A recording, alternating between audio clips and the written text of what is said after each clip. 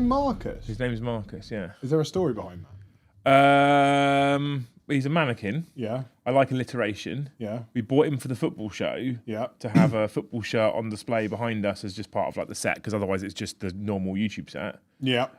When Saints nearly went bust a number of years ago, Yeah. and the club nearly closed down, the person who bought it out and sold and saved the club, stopped it from ceasing to exist, was a guy called Marcus Lieber. Marcus the mannequin. Marcus Mannequin, yeah. Marcus. I want to get a little face of him stuck on here. He never had that kind of body though. I don't know many who do. Marcus was like, I mean, as a person, you know, he probably looked more like a wargamer. And what I mean by that is he struggles to see his own toes and penis. Hello, everybody. Hey, everybody, welcome back to the channel. Thank you so much for joining us on this beautiful Tuesday afternoon. Here, it's cold outside, but it is beautiful. It's nice. Bright blue skies. Our walk to Aldi was filled with a brisk breeze, but lovely sunshine. It was lovely sunshine, and I'm just always a little bit happy when it's sunny. So, welcome back to the channel. Thank you so much for joining us on this fine Tuesday. It is the Liam and No Joe show. Toby is here instead. Sorry, everybody. It's me again. Joe is still on leave because, you know, Your rumour has it he can't actually get out of his door because he's consumed too much turkey. So he's kind of working his way around to get back in for second Tuesday. and third turkey. And ninth turkey. Ninth turkey. Anyway, he's on leave. You know, he's had Christmas off. He's still on holiday. I don't think he's back until next Tuesday. Probably would have painted as many models. You guys, however, are here for a show. It's Tuesday afternoon, so we're going to do a Liam and No Joe show. And I went trawling the Games Workshop Warhammer community article page for something, and actually something jumped up at me really quickly, which is quite interesting. Yeah, because normally it's literally scrape the barrel. Scrape the barrel. Yeah. So Games Workshop have put an article out, which was either was it yesterday or was it today? What day is it today? It's Tuesday. 30th. It's 30th today, isn't it? Yeah. It is, yeah. So yesterday they put an article out called under the category Store News. And I think I like the concept. I don't love the execution. Cool. Just for caveat, I'm going in blind. Yeah, Toby doesn't know. I don't even know what we're talking about. He's been downstairs working whilst I was getting ready for the show, right? So I love the concept here. They sort of did something interesting last year. They did like a New Year calendar thing, and it was like paint a single miniature from Warhammer 40k, paint a single miniature like a from Age bingo. Sigmar. Yeah, that's what it was. Yeah, and I thought that was quite cool. Hobby bingo. Yeah, it's quite common in the stores. I don't know if this is replacing it, or if this is instead of it, or if this is as well as it. I think I do another one. But they dropped an article yesterday, introduce new people to Warhammer, and help us reach a target of 1 million miniatures painted in 2026. How many do you reckon you've painted in 2025? Mechanicum alone is over 150. That's reasonable. I reckon I've done, because I did the Orc Spearhead as well, did some Marines. I reckon I've done over 200 models. Do you count the terrain? I mean, how many does if we're measuring by the intercessor, that's quite a lot. So that's the article title. I was like, oh, that sounds interesting. This year is nearly over. We prepare ourselves for Warhammer Field 2026. There's one question burning on all our minds. What army are we picking for the new year? Iron Warriors. Okay, good. Whatever you choose, we've come up with two great challenges for Warhammer fans worldwide. Right. One is about challenging yourself, and the other is aimed at growing the community with friends and family. Okay. So the first one is New Year, New Challenge, 1 million miniatures. Now, I think they've got this from, I don't know if you, some of you will have no idea actually because you're abroad, but there's a TV station here in the UK called ITV. Channel 3 is, ITV. And ITV do this thing every year where they do 1 million minutes. I don't know if you've heard of this. And what you do is you scan a QR code, and it gives you like a bunch of like charities and specifically local charities. Okay. And what you do is you donate your time, so it doesn't cost you anything. Oh yeah, I have. Yeah, that does ring a bell. Yeah. So and they aim for 1 million minutes, right? And they've done insane amounts of. I think like I can't remember what they were on when I last looked, but they're on a lot, like 16 million or whatever. But 1 million minutes, right? The idea being you're giving something, you're helping someone, but it's free. It doesn't cost you anything, which is often I feel like better than nowadays, where lots of charities are like, give us more money. Give us more money. I was like, how big was your CEO's bonus? But you know, donating time. Time is one of the few things that you just can't buy more of, and people don't have enough of. So donating that is quite important. I feel like this is sort of been stolen from that 1 million miniatures, 1 million minutes. I can see what they've done here. I kind of like the idea. I wonder who, but I mean. Who benefits from 1 million miniatures? But I thought this is a cool idea. Like, if you think about our New Year, New Army and our hobby along kind of thing that we're looking at doing in the new year, I was like, this is similar kind of in concept, but done differently. And I'm here for it. Then I read it.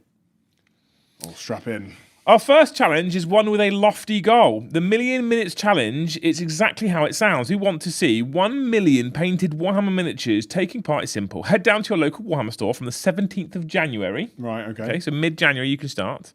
And pledge to paint either 25, 50 or 100 miniatures by the 9th of May. As far as I was aware, there's more than 5 months in a year. Faction, game system and size of miniatures doesn't matter. It's just how many you can paint. But it's extra impressive if your numbers include the likes of Fulgrim, Stompers and Archaon. Every pledge will be recorded on the store's hub poster and you'll get a bespoke activity card to fill out your commitment and your continuing progress. As you hit your milestones, you'll be awarded with a series of cool gifts at the 1 million miniature celebration event on Saturday the 9th of May. You'll get a 1 million miniatures pin badge for 25 plus miniatures, a Purity Seal water pot and stand for 50 plus, and a paintbrush tin for 100 plus. Which, I mean, it looks all right. Okay. But 1 million miniatures by the end of 2026 is actually due up to 100 between January and May. Well, that's what I was saying. It's not a year, is it? It's 5 months. But I wonder if the May date is on purpose because of a new edition coming. And I wonder if they're like, if we push people to buy all these miniatures and then we change all the rules. Yeah, I was expecting the bit where it's like, bonus points if it's all these things we're about to Legends. 1 million miniatures is a big number to reach, even across every Warhammer store involved. Even with hundreds of prolific painters involved, everyone will need all the help they can get, which is where the second challenge comes in. Oh, here we go. Call to arms.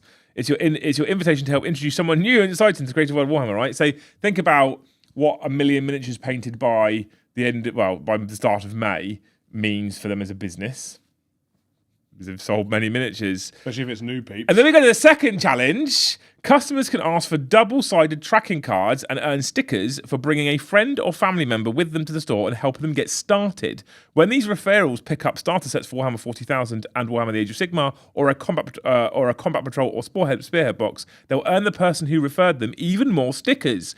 Call to Arms starts on the 3rd of January 2026, so anyone you introduce to the hobby will have time to make their pledge to 1 million miniatures. And the celebration day is 30th of May. You'll earn a bronze sticker by introducing one new person to the Warhammer hobby, and you'll also get a pin badge. Helping 3 people start the hobby will get you a silver sticker along with a gaming dashboard. Introduce 5 people to the hobby to secure a gold sticker and a brush holder for your desk. They look like those, right? So an MDF brush holder. Yeah. More couple of pin badges. But, I mean, don't forget the fucking stickers. Jesus. If your local Warhammer store's anniversary also falls within the first 5 months of the year, you'll be able to dovetail introducing friends and family to Warhammer and making a painting pledge with picking up next year's commemorative series store anniversary miniatures, which will be revealing soon. And then I got to the end of this. I got to the end of the fucking article, and I was like, "This is just a shitty between Christmas and New Year's article that's like, buy more shit." I don't know about you, Liam, but I haven't cared about stickers for about 33 years. And, you know, to get your MDF paint rack, which is probably about £3 on Etsy, you will have had to make them, because obviously you're buying your Combat Patrol Spearhead or Starter Box from Games Workshop in order to get your fucking stamp. You're going to have to make them like surplus 400 quid. I know. And also, 1 million miniatures painted. If you're introducing new people, no offence, new painters, it's not going to be 1 million good-looking miniatures, is it? They didn't say nicely painted. Well, in which case, I'll take an army of stuff we've got built that isn't painted and throw a can of Dulux over it and take that to Games Workshop and be like, you said painted. Give me my MDF paint rack. It just feels like I saw the article and I was like, oh, such glee. This sounds cool. This is something we can get involved in. I think they should have gone the other way and been like, we just want to see between the stores 1 million purchased models. That's what they really want, not the painted ones. They just want to sell them. Like I said, I read it with a bit of elation. I was like, this sounds like a cool challenge. Because anything they do where I think, you know, maybe to some degree our community can do it alongside them. Yeah. I think it's cool. Like, and I'm up for that. I'm game for that. And then when I read it, I was like, this is just shit. If they wanted you to do that, they'd have been like, we're also reaching out to third-party stores that can take cart if they want. We'll send them the assets, Now, you've got to go into Games Workshop. You've got to pledge 1 million miniatures. You've got to pay £15 more for your combat patrol than you would have to at Hobby House. Paint 10,000 miniatures a day. And then, It feels a bit wank to me. It doesn't feel great, does it? I mean, it's saying like, oh, paint images.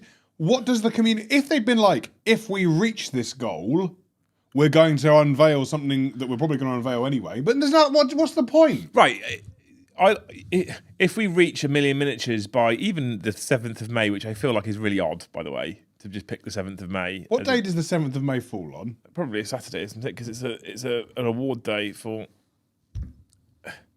I have to be careful to pick this up in case I ended up pressing a button and turning the audio off or something. The 7th of May, Mr. the Toby, falls on a Friday. No, Thursday. Did it say 7th of May? Did it say 9th of May? 9th of May, Saturday. That makes sense. Interesting. So it falls on a Saturday. If they'd have gone, painted 1 million miniatures by November, and for Christmas 2026 we'll donate 10 grand to I don't know, I'm just throwing. Yeah, I get you. Right, I'm not don't use any of these specific numbers, but we'll throw 10 grand at a charity, or they could do it in conjunction with someone like Models for Heroes. Yeah, we'll donate models for Heroes to schools, to children, like in orphanage and things like that. I don't have a lot of things. Right. That seems like that would be a cool challenge. Yeah, we're challenging you to paint 1 million miniatures, and by doing it, this is the thing we're going to do for you. They could have said, we're aiming for 1 million, but for every miniature done, we'll donate £1. They probably could do that as well. Well, yeah. I mean, they definitely could. Look at how much. I mean, again, and to give that into charity, I would be 100% behind that, because that is such a nice thing to do. Because in order for people to paint 1 million miniatures that have to be purchased and bought from Games Workshop, so to speak, that's not a small amount of money. It's not, no. Because it's not just buy the miniatures. It's like, oh, you've brought your friend Pauline into the shop. She's going to buy a spearhead. Cool. Well, she's also got to buy some paints. And she's got to buy a brush. She's got to buy some glue. And there's a theory out there, isn't there, that every miniature set Games Workshop sell is being sold at like 80% profit. It costs, I know for a fact, and I won't tell anyone how I got this information, but I know for a fact it costs them more to make the box than it does the model. Much profit, big wow. And I can't imagine cardboard's particularly expensive. No, it'd be the print, wouldn't it? It'd be the worst part. Yeah. The colour print on the box would be the worst But part. I think a lot of that's because the boxes are manufactured over China, Japan sort of way. So they have to ship the model to there. They then box it and then they ship it back. That's why they're building that massive production factory to do boxes in the UK, which you think would actually end up then saving us money, but I very much doubt it will. Anyway, chat. So for 2026, we're going to do 1 million members. and when we hit 1 million members, Liam will he have a cake? Yeah, okay. We'll have a cake. There you go. But do we actually have to eat the cake this time? I don't want to talk about. Honestly, I never want to see a fucking Yule log again, ever. Jesus Christ. I just think that this was a great concept that's then been. My personal opinion is poorly executed. I don't know why it's going to end on the 9th of May. June, July time is typically when we're going to see 11th edition. Typically, I think we'll start getting news about it before May. I'd guess a month or two. Yeah. Because they're going to want to start hyping it up, because they're not going to want to release anything for 10th edition at that point, because it'll be on the ramp down. Well, when you look at it, right, historically, Psychic Awakening, Arcs of Omen wraps up around March. Yeah. And then we're like, cool. Excuse me. Here comes the next thing. So 500 Wells is logically going to do something similar. Exactly. Right? That. Yeah. And so I can only assume, so one's the 9th of May, the other one's like the 30th of May. They'll be Saturdays, both of them. So I can only surmise that June will be 11th, and that's why this is happening and ending there. It seems weird to market it as 1 million minutes for 2026 and then say you've got from the 17th of January to the 9th of May. Immediately seemed weird to me. and then to go, and I was kind of looking for what happens when the community achieves 1 million minutes. What's the end goal? What's the prize? Does one of the person, even if you'd have gone, we're not going to give loads of money to charity, but out of all the people that pledge, of all the people that successfully achieve their pledge, the name's going to go into a hat, and one of you will win a 4,000 point army. Or something, right? Yeah. Just something that goes, here's the purpose to painting 1 million minutes. Because at the 1 million miniatures, because at the moment I look at this and I'm like, what's the fucking purpose? Why would I get involved? Okay, so I get a shitty fucking pin badge, a paintbrush holder that looks No, that's only if you're making your friends buy Warhammer. No, that's the other way around. Oh, the paint rack is if you make your friends, the paintbrush rack is if you make your friends buy Warhammer. If you paint 25 miniatures, you get a pin badge. If you paint 50, you get the paint pot. And if you paint 100, you get the paintbrush tin as well. That's it. That doesn't, there's nothing there that makes me go, I'm going to get involved in this. There's actually, so that means that your local manager, you're going to have to go in and be like, paint 100 models. All right, so you either got to bring them in or take a photo and prove it. You can be there going 1, 2, 3. I was actually only 96. A silver sticker for you there, Timmy. Come back next week. But also, what then constitutes as painted? Are we talking like, they'll never specify because like everyone paints whatever they want to paint, But if they would like specify like 3 colours in a base, So because as I said, what's to stop someone going right? I bought 3 fucking Dominion boxes. I built it all. I'm going to get a fucking jet wash with fucking Dulux fucking ivory and paint it. It's painted models, Liam. I'd imagine when they talk to the store to get involved that there'll be you've got to do 3 colours. There'll be like I say a standard. I don't like the word standard because you can't set a painting standard, I don't think. Often. No, I don't think you can. Because we all have different abilities, we all have different levels, and we all have different things that we think we have different kind of stages at which we think we're done or we're not done. But I don't. It just doesn't. There's nothing that I can see there that would inspire anybody from a brand new hobbyist to an experienced veteran to get involved with this. No, I mean it also a paint pot, a brush holder, and a pin badge isn't something. A limited edition sculpt, a prize that's worth a lot of money. Yeah, but can you imagine if they were like, if you complete minimum 25, you'll be able to buy this limited edition. The scalping would be fucking crazy. You wouldn't buy it. You'd win it. They'd never do that. They're going to give you something. Well, this is what I'm saying. If 25 was a pin badge and 50 was something a bit more impressive than a fucking paint pot, and 100 was a limited edition model, you've bought and painted 100 models. You don't even have to have bought. One of the things I do like about this is you don't have to have bought. You can just use your stuff that you've got at home, which I think is positive.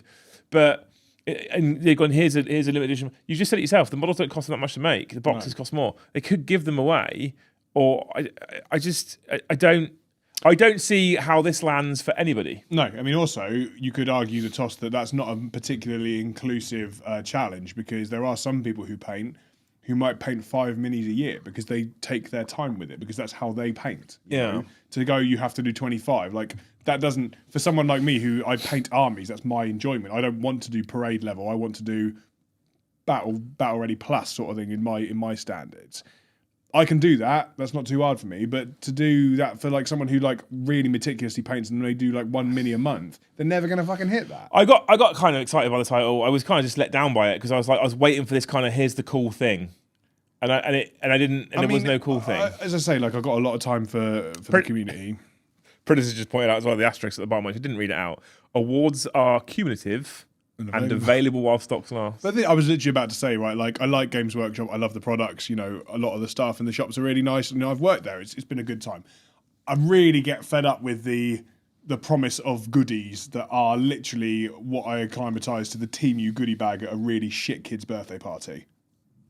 For a company that is the best at making models, the best at designing models, rules are here nor there, but then to be like, here is this MDF fucking paint rack. A little while ago, it was like a couple of years ago now, it was the Southampton store birthday, and I went in there, and it was if you spend a certain amount of money, you get different awards, right?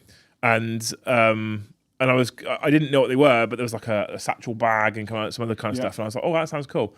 So I spent money. It was a lot at the time. It was kind of £100 to get everything, and I spent the money, and they were like, cool, you've qualified for everything. I was banging. It was shit.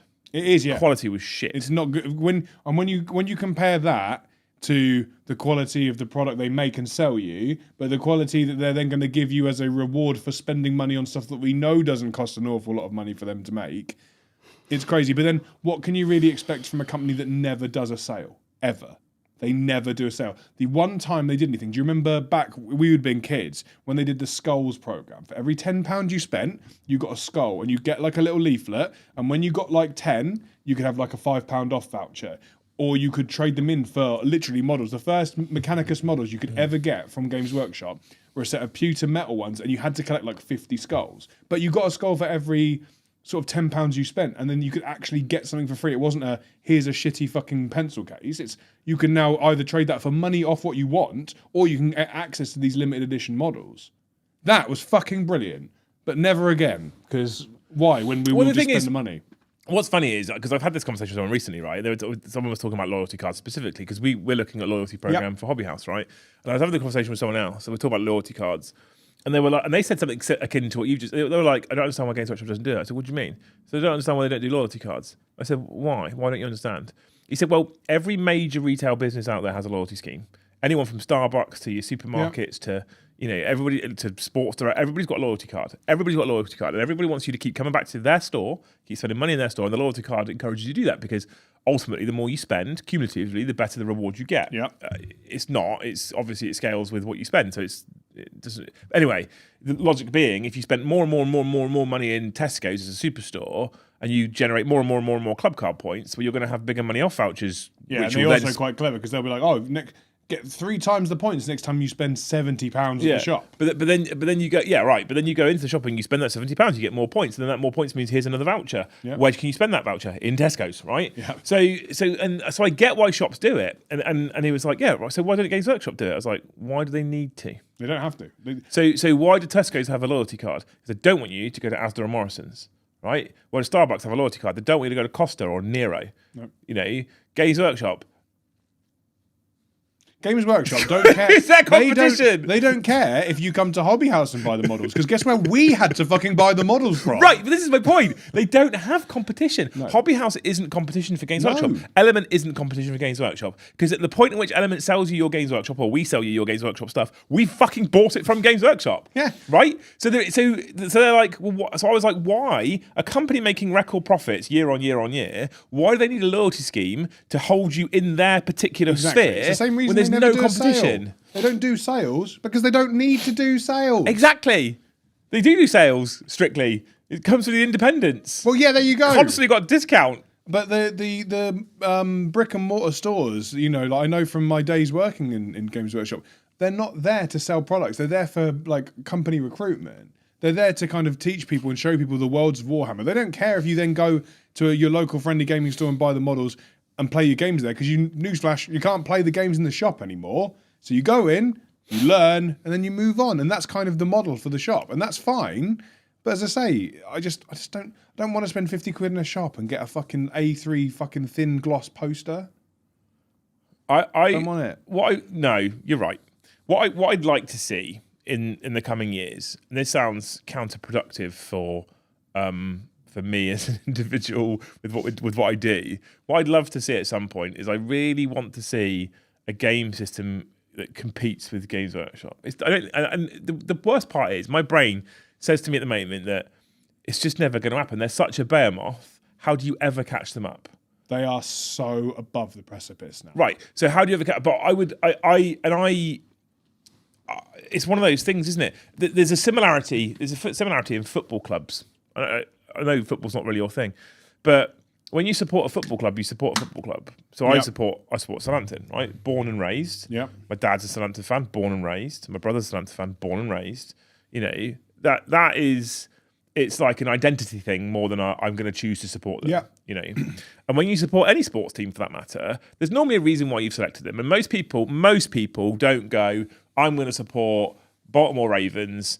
Oh, they're doing shit. I'm going to switch to fucking New York Giants. We always used to have the kid at school who'd go between Man United and Liverpool. Oh, did you? All the time, yeah. We didn't really have that. Never really had that. Each term he come in with a different shirt. Really? Yeah. Fuck. Yeah, see, we never really had that at school. He was called some slurs I won't say on the internet. All I did was play football and rugby at school, and we never and all the kids would bring in their favourite, and we'd never see people change teams. Everyone, so that. But do you know what that means? Often is that means that the football club can, to some degree, fucking abuse you because you're going to keep coming back and watching the football. And Saints, my own personal opinion is they're not being run particularly well. You go to the football on a Saturday, they charge you £7.30 for a pint of beer at the football at Southampton. It's fucking extortionately expensive, and it tastes like shit at the same time, right? And they'll charge you the same price for a fucking lukewarm pie that has a bit of meat in it, singular. It's just but you know what? We fucking keep going back, and they don't. And because Saints go, well, it's not like he's going to fuck off and support Chelsea, is he? He's just not going to. Well, yeah. So they have that captive market, and captive markets are inevitably bad for the consumer. They just are. I just think, like, for a company, right, who are so ahead of the curve from everybody else, I just don't. It's like, how does anyone catch up with it? Because you've got like IPs like Star Wars, because Star Wars Legion is actually quite a good game. Of one of the biggest science fiction franchises the world has ever known. It's still dwarfed in comparison to 40k. Absolutely dwarfed. And that's a company owned by fucking Disney. You know, so let's be real here. It's just you're just not going to catch them. There are other game systems out there that are great. There are some game systems with rules like I still think there's a world where maybe we'll see it one day, we see alternative activations. Because I think it makes the game way more interesting. I don't think we will, because I think the only way alternative activations work. I've probably had this conversation before. Let's fuck off down this rabbit hole. I think the only way alternative activations work is by reducing army size on the tabletop. Right. I think you have to reduce army size for alternating activations to work. If you think about 2,000 points of guard, where the player's bringing mostly infantry squads, and how many units he's going to have, it will take too long. So did you ever play and it's old now, the most recent edition of Apocalypse? No. So interesting, right? So it was like you activated a detachment. So yeah, okay. But you got, because if you think about the one thing about 40k that we are literally rabbits hole. You get to shoot and my things die, and they might never get to do anything. So in Apocalypse, I'd put a counter next to it, and you could like wipe a unit off. They'd still get to shoot before I remove them. That I think is more interesting because in war, your Eldar Guardian squad aren't going to stand there as my space marine shoot. Maybe I should clarify before we go and before we tumble a bit further down. But like my favorite activate, I don't know if it's the same for the most recent version. I'm yet to play it, but my most favorite version of activations ever in the world was the previous iteration of bolt action, and the current one might be the same. I don't know because I've not played it. If you don't know how bolt action works, it's fucking incredible, right? So very, very, very, very basic overview of the previous edition, just so people understand. I'd have a number of units. Say I've got 7 units, and you might have 8 units, right? And I might have a couple of infantry squads, a heavy weapons team, a tank, etc. 7 units means, and I'm playing British, and you might be playing the Germans, right? So I've got olive drab dice, and you've got grey dice, right? Because that differentiates. These dice, however, are order dice. They don't have a D6 on them. So you have like a number of different things: run, rally, fire, whatever, right? What you would do, I have 7, you've got 8 units. I take 7 of my green dice. So I put a dice by every unit. Yeah, I've got 7 units on the table. You do the same. I pick up all 7 of those dice. You'd pick up all 8 of your dice. You put them in a bag together. Yeah, right? You blind draw. You shake the bag up and you blind draw. Yeah. I've pulled a grey one. You get to activate a unit. And then you'd move that unit. Yeah. And once you'd moved that unit, you took the dice and you put it with whatever you did, run, fire, whatever, on that unit. So if I shot at it, I'm like, well, I know they were running, right? So because I know they're running, I have a -1 to my hit, and I'm further away, and blah, blah, blah, blah. And I love the way that the hit mechanic works in bolt action. Bolt action, by the way, fucking incredible game. I want to play more of it. I love it. So that, and then we shut the bag up again, and we draw another dice. You know what? Could be another fucking grey one. Yeah. Oh, fuck. Okay, Toby gets another go. And then I've had it before where I've pulled out 4 of the opposition's dice in one go. And because of the way bolt action works, because the rule set is so elegant, is things just don't necessarily die. So if you pull a dice and you go, I've got this field gun here and I'm going to shoot it at your tank, and it just so happens that you manage to roll the 6 and then the 6 and then the 6 and then my tank blows up, we'd probably both celebrate that moment because it's fucking unlikely. Yeah. Right? It's really unlikely to happen. Now, granted, I now can't use that tank because you've killed it. So it's not like the apocalypse. Yeah. But then I'm also going, that's fucking rare. Yeah, because it doesn't happen a lot. It doesn't happen very often. So you're not that angry about it. It's not like in 40k where you stand there and go, if I leave this tank in the middle of the field and my opponent's got 2 fucking repulsor executioners, it's just going to die. Yeah. There is no way it survives. Bolt action, you can go, leave that tank there. Strong chance it lives. Strong. And if it doesn't, you go, oh, well, that fucking sucks. Yeah, I mean, Apocalypse actually like had some really interesting rules because it had like mechanics like if you took over half casualties, at the end of the turn, that unit ran. They were gone. Because they'd be like, the size of the warfare was so large, it'd be like, those, that unit of 10 intercessors, there's 4 left. They're fucked. Because there's fucking titans over there, so they're gone. But I liked the mechanic of being like, cool, my 3 tanks that I really like are dead. At least they get to fucking shoot, though. And that, to me, feels more representative of actual battle. Yeah, absolutely. 100%. It gives you more of a dynamic feel. Yes, 100%. Absolutely. But I just think there was something incredibly elegant about that bolt action system because I don't hate I have my whole turn, you have your whole turn. And I think the only reason why I don't hate it is because 40k was the first tabletop wargame I ever played. Yeah. And it's the one I played the most. So it's the one that's most familiar to me. So I don't know if I like it because I like it or if I like it just because it's familiar. I would prefer, and we're going into another rabbit hole here, but I would prefer 11th to bin off command points in favour of like the Heresy or Age of Sigmar reactions thing, because I think it makes the non-active player have a more like involved turn in the opponent's turn. Age of Sigmar, I think, did it beautifully. Yeah. Honestly. They used command points, but they used it in a manner, I just think it's the best version. I do. Yeah. But you notice how each faction doesn't have a detachment's worth of different strategies. And what they did do, at the very least, Age of Sigmar recognised that shooting, for the most part, isn't all that lethal, so they don't have to worry about it too much. And then when you go into fight phase, you know what they do in fight phase for Age of Sigmar? Alternate activations. No matter who's charged. Yep. Unless you've got fights first, alternate activations. And I think that's quite elegant the way they've done it. I don't know if it works in 40k because of the amount of range firepower that exists. No, probably not. But I like the whole I go you go full turn thing. I do.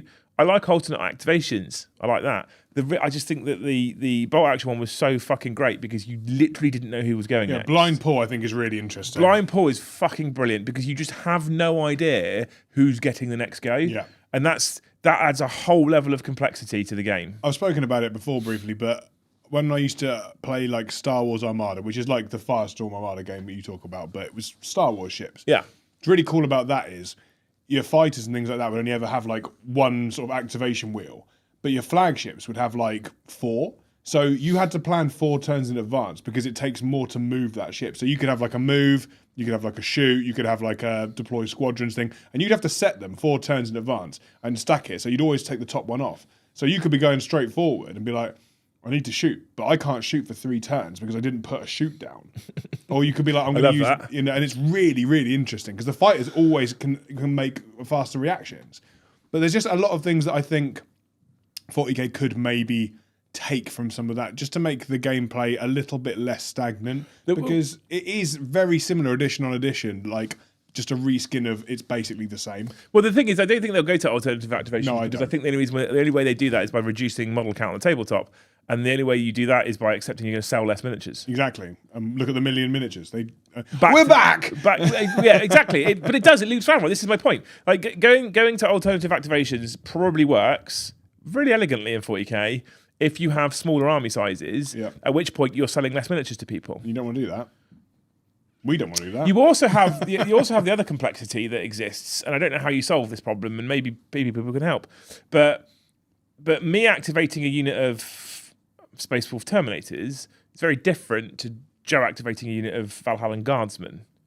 So there's a balance that needs to be struck at times as well, because not all armies are created, not all units are created equally. One of the things that works so nicely with bolt action, again back to that one, is it's humans and tanks ultimately. Yeah, I mean that's why Heresy is probably a little bit more balanced, right? Because 90% of the time it's Marines versus Marines. I think Heresy would get away with alternative activations, 100% I do, if you reduce the size of the battles. Heresy 3rd edition, shit doesn't die as often. Right, exactly. So then do we need alternative activations at that point? Because when John came down, we played Heresy, which is probably my favourite Games Workshop game at the moment, honestly. when he came down and played Heresy, after 2 turns, we both still have most of our stuff alive, and I was like, this is fucking what they've great. done really well, and again, it is complicated. I'm still learning to play Heresy because it's a difficult game to learn, easy to master, whereas 40k is an easy game to learn, difficult to master, I think. Is that, I love it that you can't, there's no point in you shooting your bolter at my Typhon heavy tank destroyer because you can't hurt it. It is literally designed to punch through Titans. You're not getting through it with a bolt round. But the status effects, as opposed to like losing a unit, it could be like, well, they are pinned. They now are going to only hit on 6s because they are literally pinned down. I like that because then you're going, you're not taking all my toys away. You have impacted the ability for my units to do what they need to do, so I have to think of a way around that, as opposed to being like, I'm picking up my models and taking them off the table because you went first and there's not a lot of terrain on the table. There's nothing anyone hates more than having newly painted ready models that you put on the table and then they get picked up before they've done anything at all. Yeah. New model syndrome, as we use it to make it kind of funny and jovial. There's nothing worse than that. It's the worst. It really sucks. Chat, there's a stream topic for you here, right? A stream topic, a super chat topic. Let me know what you would do. I'm specifically interested in alternating activations.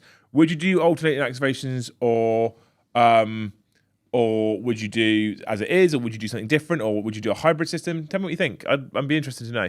You can also tell me how you think you would have done 1 million miniatures. Yeah, because I think I would have done. If it was me, if it was Hobby House doing 1 million miniatures, we're not, for reference. I don't think we can afford to buy 1 million. I don't think we're going to have 1 million miniatures. Yeah. If we did it, I would want to do something. I'm aware it's separate for me because I'm not a giant global corporation. I'd have gone and got in touch with Models for Heroes, and I'd have said, look, we want to do this charity. Maybe we'd still do something like this, which won't be 1 million. I want to do this charity thing, and if the community hits the target of models bought and painted, then we want to do X, whatever X looks like, right? And so it might be that we donate, if they hit 1 million miniatures, we'll donate 100,000 miniatures to fucking your charity for.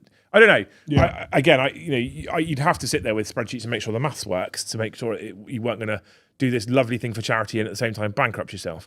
But the point remains, something that is not a fucking paint palette and a brush holder.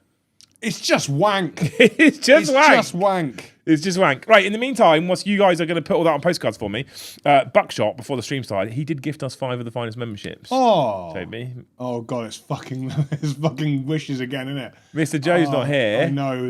I'm scrape the barrel. I hope that you get to see a really, really good firework display tomorrow night for New Year's Eve. I hope you don't. All right, well, you can choose which one you want then. I'll be live, so you should be watching that instead. Schooner, thank you for 5 gift memberships. Schooner, I hope for you that next time you go into either a Games Workshop or your local hobby store, they give you a freebie with your purchase that isn't a wank sticker. Dan, thank you for the $5. Big ups to the Liam and Toe show. Have you both had a great Christmas? Define great. Define a great Christmas. I had a great Christmas. I had a really nice time. I spent it with my partner. My mum came round on Christmas Day. I had some nice food. I got some nice presents. Painted a lot more fucking terrain. It was a great time. I did fuck all. I ate food. I cooked food. I ate food. I sat and watched James Bond. We watched a lot of Stranger Things because we were having to catch up. And we watched The Holiday and Love Actually. Yeah, it may have given me cancer. We watched Love Actually. I think it was on Christmas Eve. Yeah. When my family had gone home for my birthday, and I hadn't seen it for a very long time. And I watched it, and I was like, "This is utterly dog shit." The Holiday's worse. Is it? Yeah, I don't mind Love Actually because I used to it was one of those things that we watched at my nan and granddad's house when I was a kid. So I was like, there's some nostalgia there. The Holiday, I hadn't seen it before, and Sam was like, "Oh, it's quite a good Christmassy film." I'm like, "All right, I'll watch it." And I was like, Cameron Diaz can't act. And Jack Black's just quite annoying. Yeah. And I was like, this has not been a good time. But then I'm really annoying when I watch a film because I'll sit there for the first half of the film going, this is rubbish. And she's like, let's just turn it off. I'm like, we can't. She's like, why? I'm like, I need to know what happens. Yeah. So she's like, but you're not enjoying it. And I'm like, I know I'm not, but I'm fucking there now. I'm the worst because I'm the opposite. I'm like, I'm done, off. And she's like, well, we don't know what's going to happen. Don't care. It's shit. You see I'm getting stressed. That's stressing me out. Like, I'd be on Wikipedia like, what's going to happen? Yeah, honestly, Love Actually. I was watching it and I was like, I remember kind of thinking it was all right before, and I was watching it going, this is a pile of shit. This is so bad in every way. The acting's dreadful. The fucking writing's dreadful.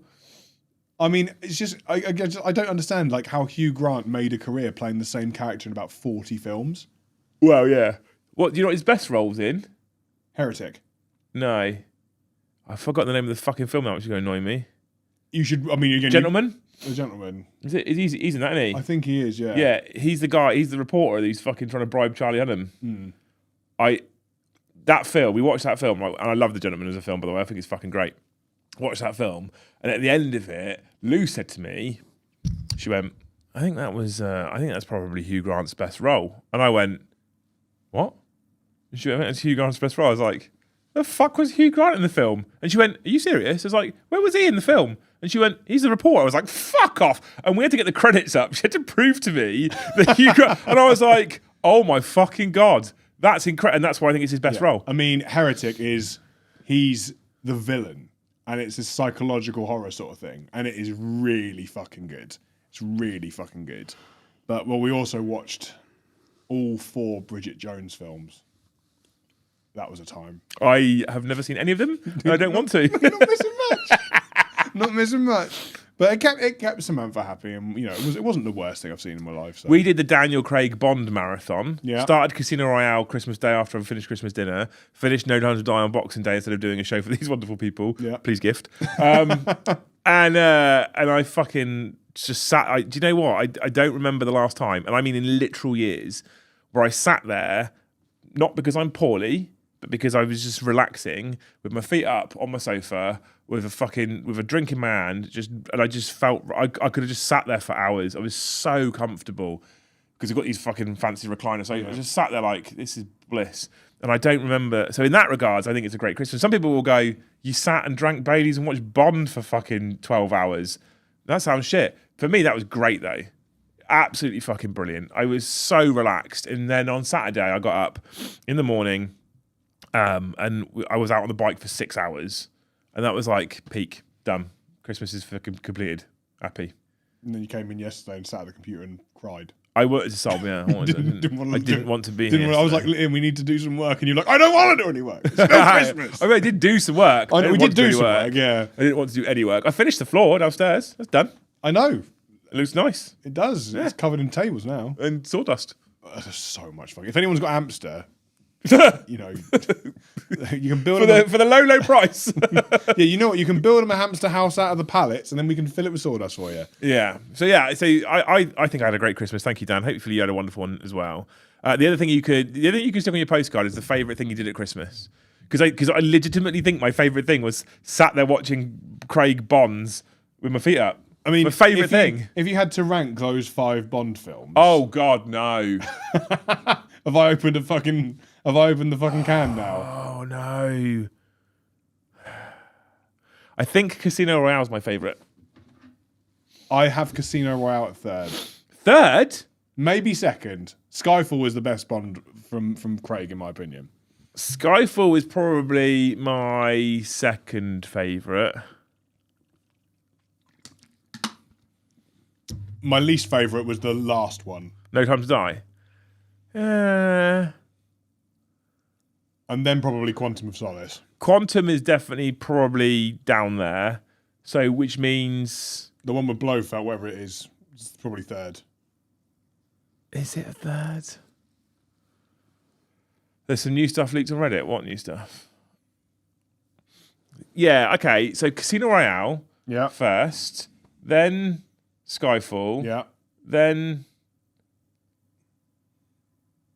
that's hard. Spectre would be 3rd. Yeah, I have Spectre at 3rd. Spectre 3rd, Quantum 4th, No Time 5th. Yeah, probably. So my only difference is I'd have Skyfall above Casino Royale just because I really like Skyfall. Worst James Bond is Daniel Craig. Well, it's been good, Spanamec. You can leave now. How? How has anyone come to that conclusion? No Time to Die is 2nd to Skyfall for me. Love the Bond history references. Yeah, the history references were good. Yeah, it was cool. Yeah, I don't. For reference, I personally don't think any of them are bad. And I love the fact that the Craig Bonds tell a story all through the 5 films. Yes, I enjoy that as well. I really like the fact that there is a concurrent storyline running through 5 different films. And I think I would like more of that rather than standalone Bond film. I'm a big fan. And I love the fact that even in No Time to Die, there was references to Casino Royale. Yeah. Right? I'm a huge fan of that. I like that. But those people that say Daniel Craig's the worst Bond are still drunk from Christmas, clearly. Those people have never watched the Timothy Dalton. I mean, facts. Straight facts. Or was it George Lazenby? Did he do one? Yeah, he did one as well. That is I also, absolute car crash, that one. Controversially, because it includes one of my favourite Bond films, but I think I wonder if it includes one of my favourite Bond films because of the game. I didn't like Pierce Brosnan as Bond. I thought he was shit. I think we were discussing this yesterday in the office. I didn't mind Pierce Brosnan Bond when I was of the age that I was. Right. He was quite entertaining, like, oh, right. Yeah. But I mean, again, I can't repeat what I said about Roger Moore. Towards the end of the Pierce Brosnan though, what happened was I got so utterly sick and fed up. I told you this yesterday. So utterly sick and fed up of the purpose. For the specific gadgets, yeah. right? And it's like, hey, here's this gadget we've made you that you've never needed before at any point ever in your life, but we've made it just on the off chance. And then like an hour later, I'm in this scenario where this wire cutter comes up the bonnet of my car at the exact height that you've put the fucking wire across the car park using the fucking truck. It's also I'm like, fuck off. Like, because obviously they were still fucking bringing the old actor who played Q out of cryostasis for those films, and he comes out like, like it's like, let the man die, Jesus Christ.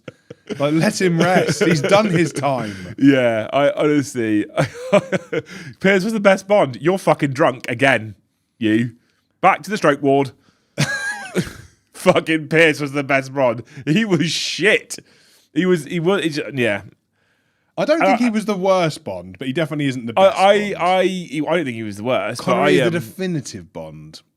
Connery was okay. Yeah, I'm a big Connery fan. You see, here's some controversial. Right. Connery is only regarded as a good Bond because he was the first Bond. I think Connery is my second favourite Bond behind Craig. I have to put Brosnan there purely for the nostalgia reason, then him. But this is the thing. I sit there thinking about Pierce Brosnan Bonds, right? And this is one of the very rare film occasions, chat, where I've seen them all. And I think about Pierce Brosnan Bonds, and I'm like, I remember 2 things. I remember the bad guy from Tomorrow Never Dies and all the gadgets, because he was the old grey-haired man with glasses. I can't remember the fucking actor's name. I remember him, and I remember GoldenEye. And I'm like, but did I remember GoldenEye for the film? Or did I remember GoldenEye because of the amount of hours I spent on the Nintendo 64 playing GoldenEye? See, I think Pierce Brosnan's Bond, looking back on it now, I don't know how the fuck we got here. But, this is the show. It is a show of all time. I think he was let down in some regard by the films of their age, because, like, I mean, that CGI scene where he's surfing on that blooming, it's just, oh my god. But I liked Craig's Bond because they made it more gritty and it was less sort of like tongue-in-cheek. Well, that was the thing. Roger Moore's Bond was so camp. When Craig came out, when Craig came out, and Casino Royale was the first one, and I think it's because it's my favourite, because I was getting Bond fatigue. I was kind of done with it, right? And then fucking Daniel Craig came out in Casino Royale, and it's just raw and brutal and just punching, and I'm like, this is fucking great. And then the car scene, and he gets in that fucking Aston Martin, and he goes I was in the cinema, right? I'll never forget this. I was in the cinema, and he jumps in that fucking car, and he goes tear around the corner, and she's there on the floor in the fucking in the gag and the hands tied back, and he fucking spins out the way, and as he flips the car, you've never heard the collective groan of men in a single room go, ugh, at the same time, and you could just kind of feel everyone going, I'll just run her over. I'll be honest. They kept the car. Oh, amazing. It's hard to beat GoldenEye because of the game, though. Jason Bourne. That's why I find lame about them. I didn't like the Bourne films. I didn't mind them. I think they're okay. I think it's because I don't like Matt Damon. I put one on the other day. I put the first one on the other day, and I got a third of the way through it, and I was like, not really feeling this. Turned off. Yeah. But I've seen it before. Sometimes I put things on in the background, and sometimes I'll be like doing or hobbying or whatever, or working away, and I'll get to about half an hour to an hour, and I'm like, not feeling this. Off, and I pick something else. It's weird, but although it's background, it still needs to be. Yeah, that's fair. Anyway, thank you, Dan, for the $5. Nick, thank you for the $10. Something not for 90% of the online community. More entry-level folk painting 1 million miniatures. Not entirely sure. I agree. The end of the spectrum, Julie failed to understand and scream about it not being aimed at them, looking foolish, rinse and repeat. I don't think this is aimed at anyone is the problem. The issue is, it's just kind of generic. How do we get more people to paint models? Yeah, I mean, and realistically, this isn't going to mean they're going to sell any more models. They're going to sell the same amount of models anyway. I don't think that's a hot take, that one, because I don't think it's really aimed at anybody at all. Is the problem? I think it's look at this cool thing we're doing, because it was probably thrown around the boardroom and someone was like, we need something to fill this specific. They'll have they're going to have within Games Workshop. They're going to have targets and quotas with articles, ideas, community engagement, and someone somewhere high up in management will have a community engagement metric and target, right? And that target's going to have to be met, despite the fact that when it filters down to the shop floor level, most people go, "It doesn't make any sense. It doesn't work." Happens in every fucking business in the world, right? There's KPIs all over the place, and you look at a KPI, you go, "Why the fuck am I filling that in?" And I was always of the impression, well, it's because someone somewhere genuinely needs this data. Then I moved into senior management, and I was getting numbers reported back to me, and I'm like, what the fuck do I care about that? I'd be interested to know, maybe someone in chat knows or could find out, how many Games Workshop stores there are on the planet. Because then we can work out how many miniatures each store, on average, has to round up. I just think that it's a community engagement concept, poorly designed and executed because someone's had to kind of pull it out their arse and do something. And it's not going to be easy for a company like Games Workshop to make enough paint pots and brush holders, because they have to guess how many people are going to do 100 miniatures before the 9th of May. And they have to kind of be putting the order in already. Or do they not guess and you submit on the 9th of May and then you might get it in December? That's normally what happens. There's some mums at store birthday. Because they have to get it made for. They have to go to China and be like, small child, make me a satchel bag. But their literal comment says, while stocks last. Yeah. So that would indicate that they're not going to wait. They've already ordered it. So it's not a small task. And this big Games Workshop goes to any company, goes to someone in China and goes, I need 10,000 paintbrush holders, right? And they go, cool, this is how much it's going to cost you. It's not going to be small money, is it? Because they go, your Games Workshop, you can afford this. Yeah, but the quantity of shit MDF paintbrush holder that you're going to get. The amount of companies that I've spoke to already that you're like, I want you to do this work for me. Okay, what's the business? And you tell them the business, and you fucking know full well. I've done it. You know full well they've gone to company's house and had a look. How much money are they making? None. Can't really charge very much. Yeah. Oh, they're making fucking Games Workshop money. Charge loads. The internet says there's nearly 600 stores. So what's 1 million divided by 600? Less than 1 million. Yes. I'm going to do the actual math. Okay, cool. Go for it. Chat, we are on currently 31 members and half an hour to go. There is 153 people watching live right now. I know it's that awkward time before Christmas and New Year. If you're feeling generous, all 150 of you, gifting one member right now by every single person in chat means that Brom can relax tonight on his game back. He doesn't have to worry about impressing you for members. Right? Just saying. I mean, Brom will be terribly upset if we don't hit target, because he'll take it personally, won't he? Yeah, he will, yeah. Yeah. You don't want him to get upset. No. Cray, thank you for 20. Yeah, 1,666 models per shop on average. I don't know what the footfall is of shops. So if you've got 16 people that are going to do 100 models, and they've done it. If you've got 16 regs who are like, yeah, I can get that done. Then you have to, like, the likes of Warhammer World are probably 16 regulars to do 100 models sounds like a lot. I can't see this passing. No, I mean, also, unless if you pledge over 100, you still count. So if you do like 150, yeah, I don't know. It's weird, isn't it? That seems like an unrealistic target to do in 5 months. Well, it's the start of May. It's not even 5 months, is it? No. It's 4.5. Yeah, it's not a far distance. Anyway, Cray, he gifted us 20 members, Toby. 20? 20 members, yeah. 20 members. Oh, Jesus. I hope for you that you do paint 100 models by May, but you only had to pay for 25 of them. The other 75 models miraculously appear. I was wondering, right? Yeah. Can I just go to the local Games Workshop? This is the thing that I need to know. This is the things I want to understand. Can I go to my local Games Workshop? Can I pledge 100?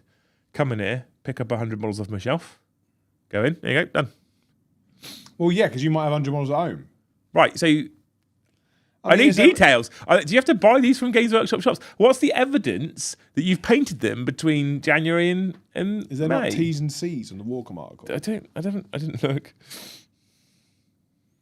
Oh, there's 2 people who have gifted a single membership each. Is this the start of a train?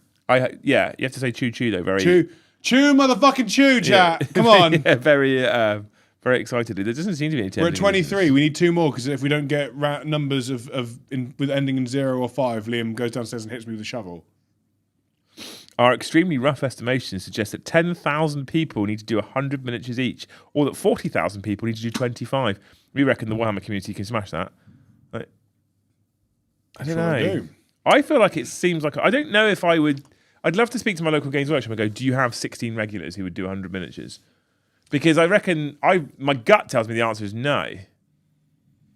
It's hard, isn't it? It's hard to. I mean, it's like I say. There's no, there's no like stress about doing it or not because nothing happens if you do it or don't. I feel like turbo engaged wargamers probably don't really go in a Games Workshop anymore.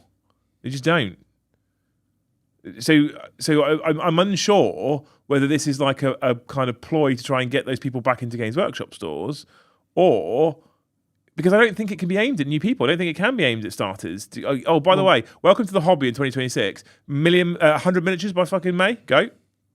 But if you want to get your second set of prizes, Liam, including those fucking awesome stickers, you have to bring someone new in. So that was the other thing, right? I thought about it, I looked at that, and I was like, who would I bring in? Who the fuck would I bring into the hobby? It's more aimed at fucking kids, that is. Do you know what I do? Do what I do at that point, right? Is I'm like, right, my mate, Sam, you can come in with me. Yeah. And he's like, why? Just come with me. And what you're going to do is you're going to use this card with this pin number and buy that Combat Patrol. And they'll be like, cool, sticker me. Yeah, give me that bronze sticker, motherfucker. And then the next day, I'm like, right, come on, Chris, you're coming in with me. That spearhead, buy that. Use this card, use that pin number. Yeah, but it's like I say, like if you're averaging like for a Combat Patrol, on about £100, like by the time you've bought and you've got 5 mates to buy 500 quid's worth of models in there, you could have just spent 400 quid or just over 400 quid at a local independent. I think looking at both sets of prizes, quite honestly, I think I would find a way of playing the system if I cared enough about what I got in return. But I just don't. And I don't know, I don't think anybody from brand new hobbyists to experienced wargamer is excited about an MDF paintbrush rack. What I love the most, by the way, about this as well, is the short-sightedness of it. Because what they say at the start of the article, we've come up with 2 great challenges for Warhammer fans worldwide. But if you max 100 miniatures and you get at least 3 people invested in the hobby, you have a paintbrush case and a paintbrush stand. We can't put them in both. No. So which one are you using? Yeah, why would you want both? I mean, if you wanted to transport your paint, if you did lots of them at 2 different stores, Liam, you could use your paintbrush case to transport your paintbrushes from your first MDF rack to your second MDF rack. You could, yeah, it's true. I don't get it. I don't get it. Get a box of Legion Imperialis troops, 20 bases of 5 Marines. With each Marine count? That's a model, isn't it? Yeah, it's model, certainly. But each Marine or each base of Marines. Each base of Marines would count, wouldn't it, surely? You could just stick 1 Marine to each base. Yeah. Interesting. I don't know. The other thing as well is maybe I'm in the minority here. I'd love to know what you guys think, actually. I had fancy paintbrush holders and all sorts of stuff. Never used them. Literally have a fucking pot. Yeah. It's a pot. All my painter friends who are much better painters than I get annoyed with me for keeping my brushes upright because they're like, the paint that will go in the water when you've washed your brush will go into the ferrule. I fucking use and abuse paintbrushes, but I paint more than most, so who's winning? You know what happens when my ferrule's fucked? Just get any brush. Just fucking buy a new paintbrush. Yeah, same. I'm not buying 50 quid paintbrushes, so it doesn't really matter. Well, yeah. Anyway, Cray also sent us a yellow one. Oh, it's our last super chat. We've not done well today. You know what it is? It's because we were bad mouthing another stream once earlier. Yeah. Karma has come. Karma's bit me in the arse. We are on 38 members though. 38? Yeah. So we have to do 162 later. Fuck. Or we can do like that in the next 24 minutes and we'll be fine. Yeah. Thank you, Craig, for the $10. He says, happy holidays. Someone mentioned earlier, the Middle Earth game has a system of I move, you move, I shoot, you shoot. Combat. It's one of the reasons that game is great. I have been told by a number of people so many times that Middle Earth strategy battle game is the best game you've never played from Games Workshop. I've played it. I don't like it. Oh, really? No. Why? What didn't you like about it? I just don't feel like I get. It's more about like one-on-one combat, like this person can fight these two and things like that, and it just gets too monotonous for me. Okay. It wasn't a game for me. It's written well, and what they're trying to convey works well in the rules, and it plays well, but I just didn't like the game. That said, I do like the new Shelob model. I played it once, and I'll confess that this is again the previous edition, but the demo was run into the middle of the board in 2 turns, and then spend 2-3 turns rolling attack dice and defense dice, and it was kind of it. And I was like, I'm sure with some terrain and a mission becomes much more enjoyable because the mechanics themselves seem pretty solid. Yeah, but it was like early editions of Age of Sigmar between people that don't really know what they're doing is everyone runs into the middle and then you roll dice and sometimes you die first and sometimes you don't. And if you don't, you win. Latter editions, when you get more experience in the game, it's very different, obviously, and you think about your secondaries and stuff like that. But I have never, and I've played a number of them with Song of Fire and Ice, which is the Game of Thrones game, and a couple of others. And I never love a game that is maneuver into the middle, roll dice until someone dies, game over. Well, I feel like one of the things with like Middle Earth is like from my perspective, if I want to play Middle Earth, I want to reenact the battles from the films or from the books, But once again, I'm not going to go and buy Helm's Deep from Games Workshop because I can't. And I don't think the game, in theory, really works on that scale either. Yeah. Please define what counts as a painted mini. If we work on tournament battle ready, just slap on 3 colours and done. Well, exactly. Well, I looked for terms and conditions. I looked very briefly. I couldn't find them. I don't think they'd want to go down that route. They don't normally. There's normally those little asterisks at the bottom, which is like, oh, we actually meant a hat there. And you're like, I have to go back and read whatever this fucking point was. I don't know. Thank you, Evan, Tank, and Mr. The One Glamoring for the 1 gifted each. You lot are amazing. And thank you, Buckshot, for 5 more gifted memberships. 5 more? He did the first 5 and now the last 5.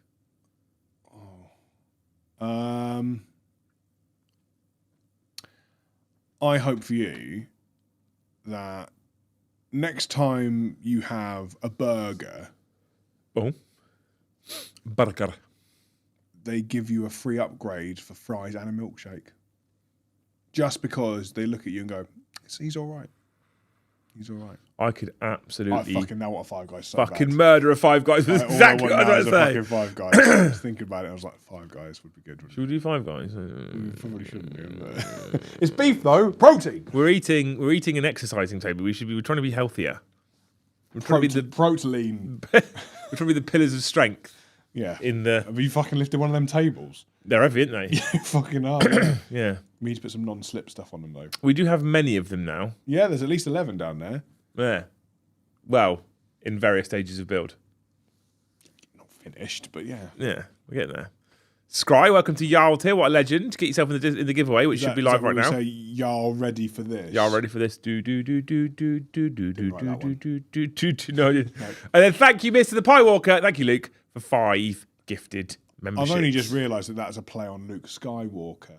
I feel fairly stupid at this point, but I hope Luke Pie Walker. I'm not going to make a pie-related one this time because I did that last time.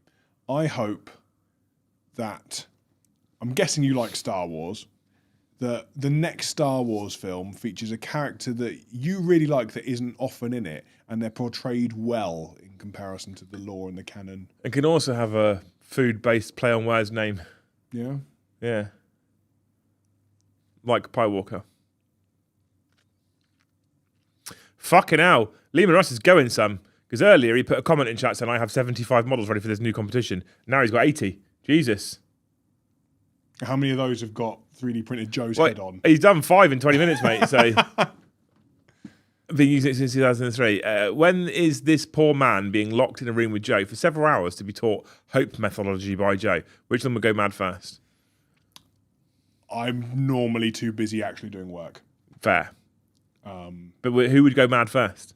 I think you would. I don't know. The thing is, me and Joe, sometimes we'll sit and talk, and I look at the clock, and I'm like, how have 2 hours passed? And I haven't learnt anything, but I've had a good conversation. So, you know. Yeah. Okay. I mean, he's great at conversation. He is. He likes talking. He's very. Which is why these streams always run over by like 9 hours. Very good at. Yeah, we're like, oh fuck, we've done. I'm like, is it over yet? We've done an hour and 10 minutes. We've kind of run out of stuff to talk about. You wish you had Joe's head. You know what, Liam and Russ? That's been discussed many times. Yeah. We often say here that we feel like you would wear his skin as your own face.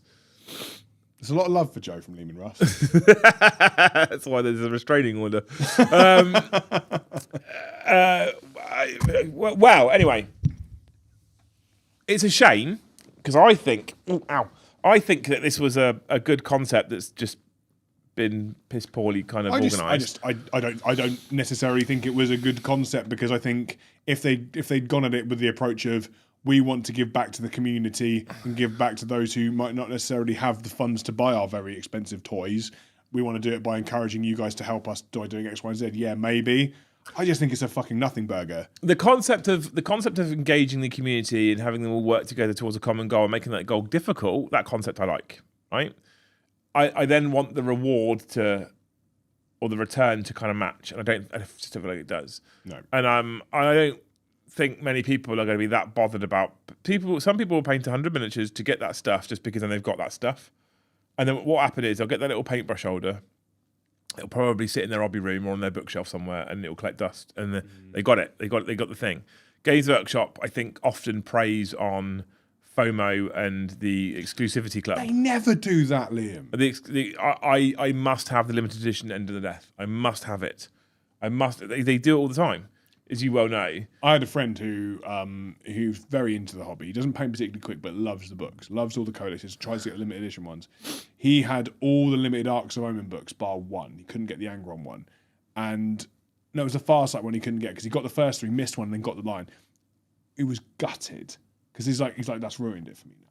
He's like, I now can't complete my collection. And he went on eBay and he was like, it's like 400 quid. And I'm like, oh, don't get me wrong. I'm part of the problem. This year, this edition, when they did the 4 fancy Chaos Codexes, I've got them at home, all 4 of them, in the big boxes. The coins. Because they make the cool coin. They make the 4 pieces slot together on magnets. Yeah. It's fucking beautiful. Got all 4 on my shelf. Do you know what they're going to do? They live on my shelf. Yep. They're going to sit there, and in about 6 months' time, you'll be like... I did think about getting the coin quarters out, having them framed, just off from each other, and then putting it up in downstairs. That might be quite cool. As a cool thing.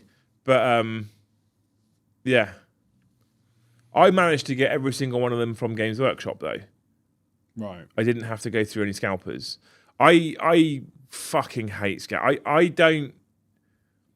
I'm a person who definitely suffers with the exclusivity club problem. Like I really don't want to miss out on the limited edition thing. Yeah. I love limited edition stuff. And I often sit back after I've got myself a limited edition thing. I'm like, why did I bother? What do I really care that I have this? It's a flex to other people. I've got this limited edition thing, but it doesn't really mean anything. It doesn't necessarily make the product much better. Sometimes the product's nicer. That happens. So I'm a fool for it myself. So I get why companies do it, but I also think to myself, with the way that you fucking wind the community up because they can't get hold of it, and then there's 50 of them on eBay at 250% price. Like, yeah, that's not helping your community, is it? I tried to get the limited edition Gortrek and Felix book and got fucked by scalpers within a minute or two of them being on the website. Exactly. Yeah. So but this is the thing, right? The same company that are letting that happen, and they're doing a bit better. They've done it with the scouring book. They've kind of gone like, we'll print and order the limited edition one, right? But the same company's like, let's work together and paint 1,000,000 minis. You want that book? Fuck you! We've sold them already. You know, like it doesn't that, does it? Nick says you also support a certain Thane who missed out. Should be called out as good egg behaviour. Yeah, one of the Thanes, his Cornet Ed, is a massive Corn fan. Right. You know, hence Cornet Ed. And he wanted the World Eaters limited edition one because it had more than just the quarter of the coin in it. It had like custom objective markers and stuff like that. Yeah. And he was fucking devastated because he got on the website like a minute before 10 and they were all sold out already before they were even supposed to be on there. And he was utterly devastated. And I was like, oh, I feel really bad. So I spoke to a friend of mine in New Zealand, right, where they were still on stock on the Games Workshop website in New Zealand. I bought it on that website in New Zealand and got it sent to my friend, who then shipped it over to me. And then Ed got his limited edition Cornet. And that's what you get from being part of the Great Hall gang. That's what I did. You get that, especially if you're in the Thanes. Liam will go above and beyond. Yeah. Above and beyond. Absolutely. I got it shipped up to him. And so he got himself his limited edition World Eaters Chaos Codex, which, you know, I think that's, yeah. Who scored ours at Combat Patrol Weekend and flashed the Thane symbol. Flashed the Thane symbol? Oh, what was that noise? Was that downstairs? They're probably about to sand again. Yeah, it's a drill. It was weird, right? Luce decided it would be a good idea this year to buy my youngest son, who is 8, right? Mentally probably about 6.5, a fucking acoustic guitar. Oh, fuck me. I already know where this is going. So Ben, my youngest, the amount of times during Bond, the amount of times I sat there like this, right, I'm fucking drinking my hand and I'm watching Bond and I don't have the TV on blaring loud. It's not something I like. And then and it's like 9:30 at night or whatever, I sat there watching the TV, and then all you hear is bring, bring, bring, bring, bring, bring, and I'm like, oh, for fuck's sake. And then I just turn the TV up and look at her. I've now nicknamed him Tenacious B because he doesn't fucking stop. And it's just bring, bring. I was like, yesterday I took it off of him and I was like, Ben, there's a thing called chords, right? Yeah. And you can make patterns with your fingers and you can move them and make different sounds. And I showed him a very basic one. I was like, look, and I played it all up the neck, and he was like, ah, and I kept going, and then I handed it back to him, and then he went, bring, bring, bring. I was like, oh, for fuck's sake. Lou says it was a great idea. It was not a great idea. It was not a great idea. I hope when Ben does it, he doesn't break eye contact with you either. He's just I also feel like it's staring into your soul. I feel like it's a long ploy as well, because 2 years ago, last year, or this, I think it might be last year, for my birthday, she bought me a limited edition electric guitar, and I haven't played electric guitar since I was like 20, right? And I was like, and I self-taught, wasn't very good. I'm not going to claim to be able to play loads of songs. But I was like, I want to do something. I want to get back into music because I haven't played music for a very long time. Okay. And I quite like it. I like the process of learning. And I got electric guitar and I got an amp and I got this like learn to play guitar book. And I found a website where you can get tons of tab. Yeah. Because I learned tab. I never learned to read the actual music. I can't read music. And I started to play it and I was like, oh my fucking God. I cannot remember how to do any of this. I don't have any of the dexterity or whatever. You know, I certainly don't have the tough fingers. They're fucking so I didn't really bother. And I was like, part of the reason because it doesn't sound right because I was just going straight from guitar to amp. So I bought an effects pedal, right? And I was like, yeah, that'll solve the problem. But I only had one lead, so you couldn't use it. So I couldn't use my effects pedal, and that's how it's been since then. Right. I mean, I'll be honest. Like that's gone. There's a very for someone who literally goes, oh, hang on, Amazon. You are that person. You could have got a lead and go, I've been stumped. Yeah. That's oh it. No, I can't do it. Okay, over there, gather dust next to the 500 Lego sets. So I then yesterday what turned up was another lead. Oh, okay. From Amazon. From Amazon, yeah, okay. I cannot listen to brum, brum, brum, brum, brum for the next year. I need him to learn how to play things properly. So if he can hear and see me do it, he's likely to sit with me with his little guitar, and maybe I could teach him some basics. But my God, I was like, the noise is just, and where their game room is, where their playroom is right above the living room. So all you hear is brum, brum, brum, brum, with the fucking ceiling. It's painful, Toby. It's painful. How's James dealing with it? I don't think he gives a fuck. I don't think he cares. I think he'll go in his room, turn his TV on, or put his headphones in. He doesn't give a shit. That's fair. Music is important, Luce. I agree. Scry, thank you for the that's what we've called him, Tenacious B. Thank you for the $5. Nina is going to be a mixed force of Night Lords and Red Corsairs, setting a goal of tax day to have them complete. Seemed fitting. Love it. Sounds amazing. When's tax day in America? I feel like it's every day here. Good egg. I last accepted the gift of my childhood flute from my mum over Christmas. I feel I am living it. Can you not just make tons of jokes, Nick, about her learning to play your flute, though? Can you not just do that? That's so horrible. We're 7 gifted away from 50, by the way, chat, and there is 174 people watching the show. April something, is it? Okay, interesting. Well, we're going to do... I'm going to sit on Saturday at some point, not for very long, because Luce is out for the day on Saturday. I'm going to sit and put together kind of our rules for Nina, right? And I said it last night on stream, I'll say it again. The rules for Nina will be fucking loose. If you've got any questions, you feel free to ask. You really minced what you just said. No, I didn't. They'll be really fucking loose. There won't be anything. It'll be... You completely missed that. No, I know exactly what you're referring to. I was choosing to ignore it. We'll be sticking to 200 points-ish a month. If you do 180, I'm not going to go mad. If you do 220, I'm not going to go mad. Is it any particular game system? Well, my preference is that we stick to 40k simply because I would like to have a day in Hobby House at the end of it where people can bring their armies and play. Yeah, and if you are the one person who did Old World, for example, you're going to turn up and not have anyone to play with. Yeah, right. That's fine. So my preference is 40k because it's the majority of what we do and it's our channel. I should not be fucking anyone, thank you. I know that after 14 years of marriage. I'm uncomfortable.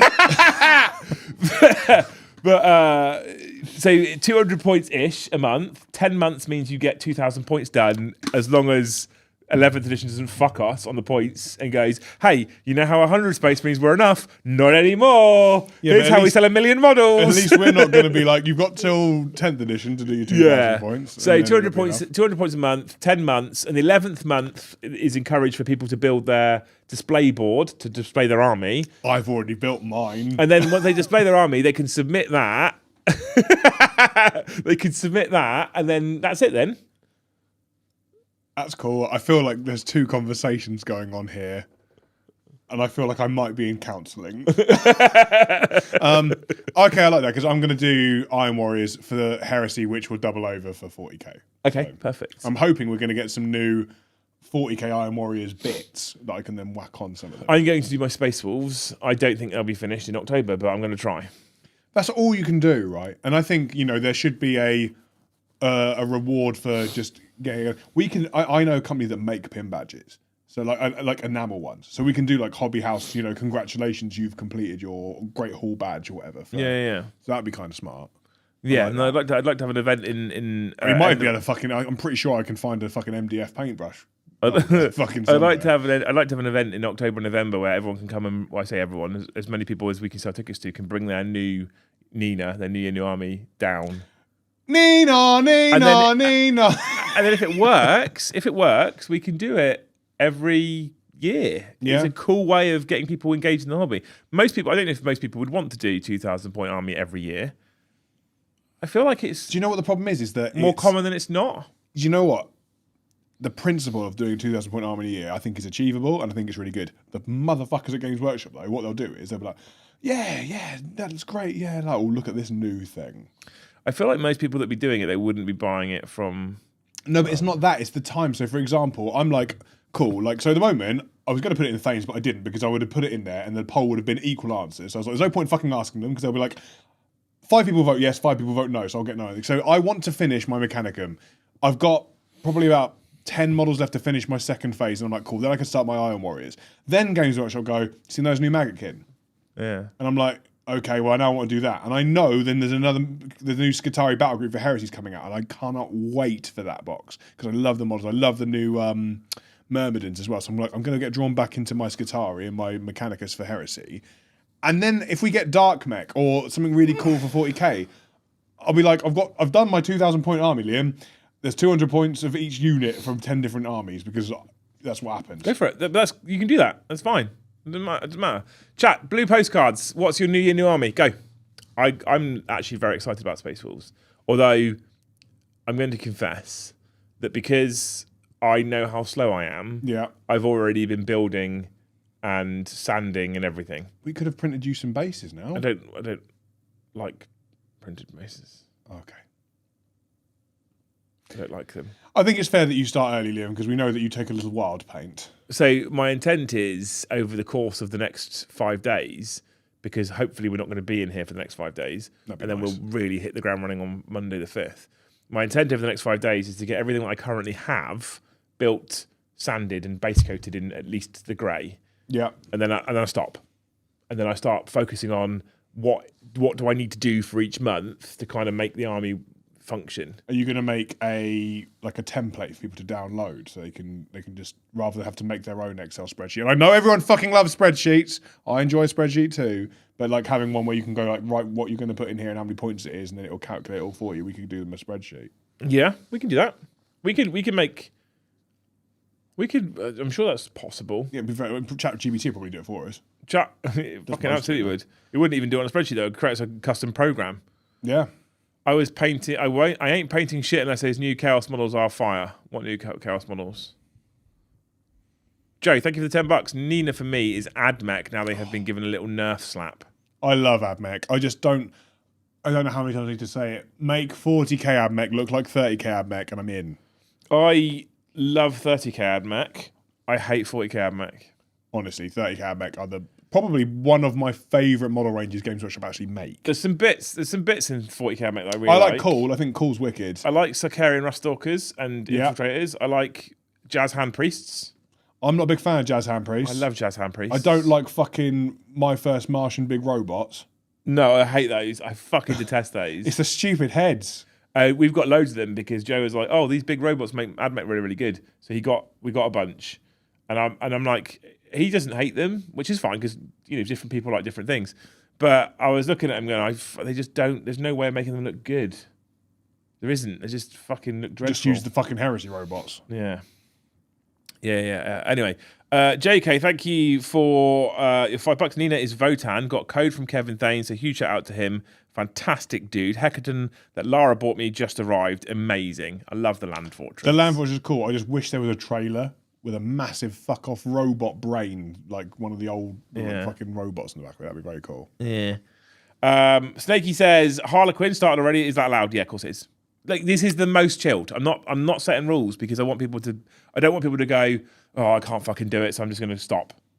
Because I that's me. I would look for a way of going, I'm not going to achieve it. There's no point me fucking trying, so I just won't do it. No, and I think, I think personally the way I would look at it is if you get to October or November when we have the Great Hall meeting at Hobby House or whatever, if you finish 700 points, you should still get the fucking pin badge. And you should still come. Fucking painted. You should still come. Exactly, 100%. Demagogue, thank you. I've messaged Luce, by the way, saying, did that really make you sad? And she hasn't replied to me, so I'm sorry. Liam's in the doghouse. I didn't think it was a joke, but anyway, Demagogue said, thank you for the $5. I'm thinking of doing the first company of my custom chapter. I can tell then Joe all about my narrative when I visit. He loves that. He really likes you telling him about your narrative. He really does. We'll have the Joe Cuck corner. We'll sit him to a chair. Does that come from someone? Did someone one time just absolutely bore him to death or something? Or I don't think it's someone one time. I think it's probably happened on a few occasions from a few different when people. I've had it a couple of times since appearing on here where people have been like, "Oh, I love that you're like one of the narrative people on the channel. This is my narrative," and I'm like, I appreciate you sending me the story, I do, but one person sent me. I'll see if I can find it for you in a bit. Pages. And I was like, this is intense. I don't know who you are. I'm kind of really torn on it, right? Because on the one hand, I'm like, I don't have the time or desire to read that. But on the other hand, I'm very impressed that they legitimately love their army that much. One of my other hobbies is writing, which is why I like to write fucking like narratives for the fucking table because I'm like, I like that, I enjoy that, you know. But it's the time thing. Like, there's never enough time for anything these days. I really want to write a book because I think I've got lots of stuff in here that I could put onto a book. But I hate writing. It'd be an interesting book. You could just talk it into ChatGPT and it'll write the book for you. It would be a book. I don't want to use fucking AI for that. That's not how it works. No, but it just dictate for you. Then you don't have to write. They listened to it. They did loads of blue super chats for New Year, New Army. Now everyone give 5 members because we're on 30. We're on 43. That's not a lot. It's not even halfway there. Living on a prayer. Anyway, Nick, thank you for $2. Finishing up Custodians and pivoting into Blood Angels. Blood Angels were tugging at me hard when chat picked Space Wolves. They were tugging at me really hard.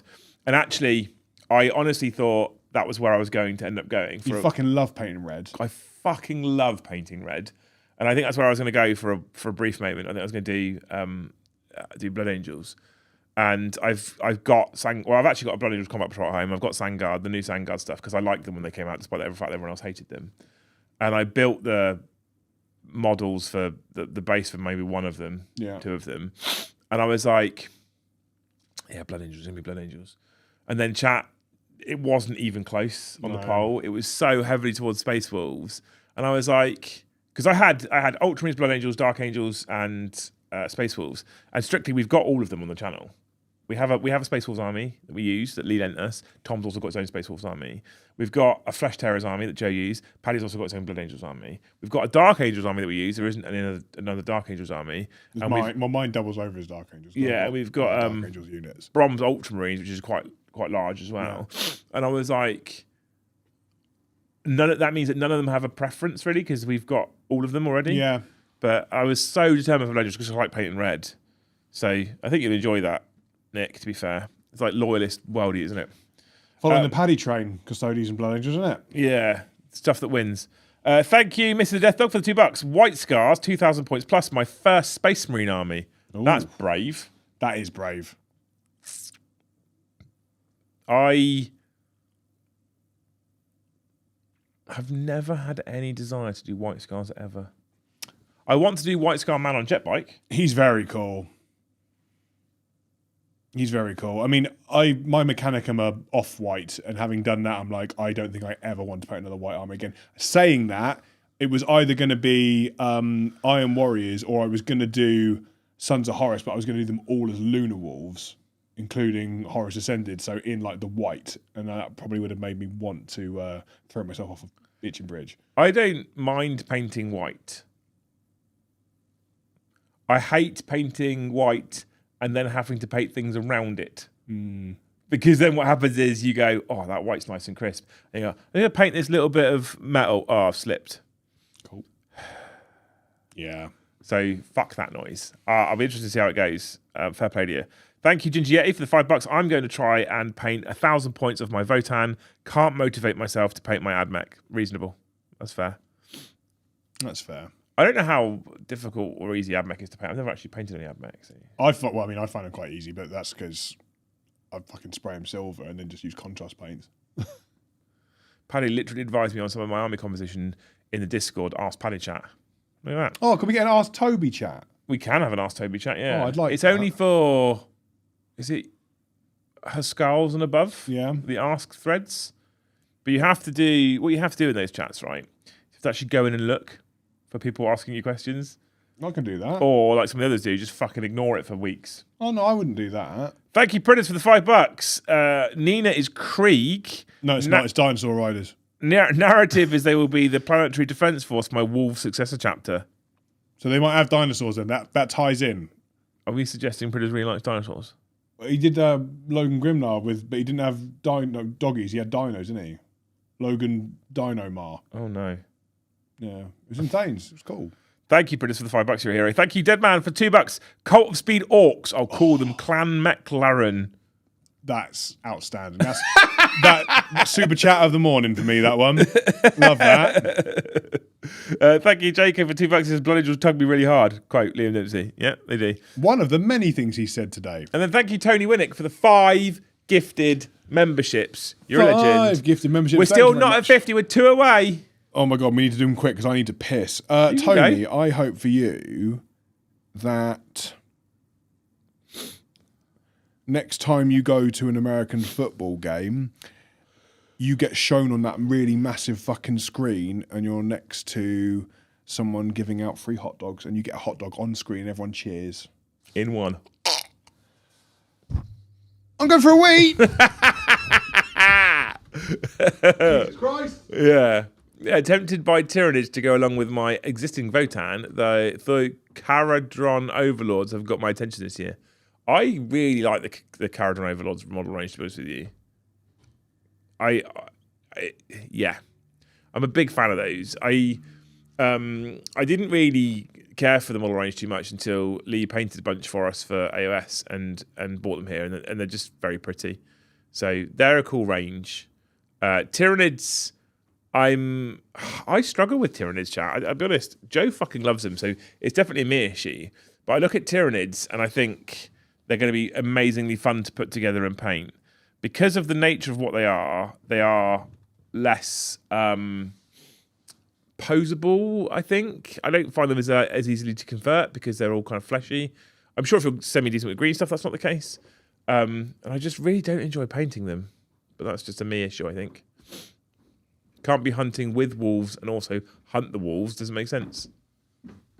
How many offensive things have I missed you say? I never say offensive things. I haven't said a single offensive thing. Okay. How many things have you said that I find offensive today? Well, that's different, isn't it? It's a different story. I think it's enjoyable. I think they like watching me cringe. You do cringe quite a lot. I do, yeah. That's because I'm old-fashioned like that. I don't understand. I'm perfectly innocent. Our content is very family-friendly. If your family's all grown up. Yeah. Majoritarily male. Lads. I'm completely convinced Games Workshop don't know what they are doing with rules and just expect disappointment. With what? It's so sad because I was looking forward to third so much. Sad. Do you think 4th edition of Horror Terrace will be an apology for how much third ed killed the game or they triple down? Did third ed kill the game? Oh, that's a hot take. I can understand why people are a bit unhappy with it. Fundamentally, I think like basically the massive document of all the units they were like culled from the box, like the books, I understand. The army composition I think is a problem, but the rules I think are fine. I like the rules a lot. Yeah, I do. The army composition is unnecessarily complicated. Is it? Yeah, like unnecessarily complicated. Is this them trying to avoid some of their transgressions of second edition though? Is this them trying to go, you can't do this stupid list? So second edition, army composition was fucking great.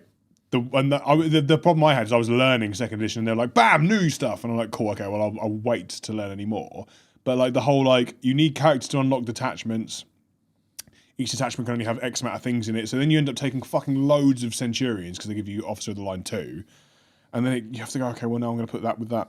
And when you're playing Mechanicum, it gets even more complicated because you can't put different cyberthergic rights in the same one. So I'm like, well, I've unlocked this detachment, but I can only put these type of robots in that detachment.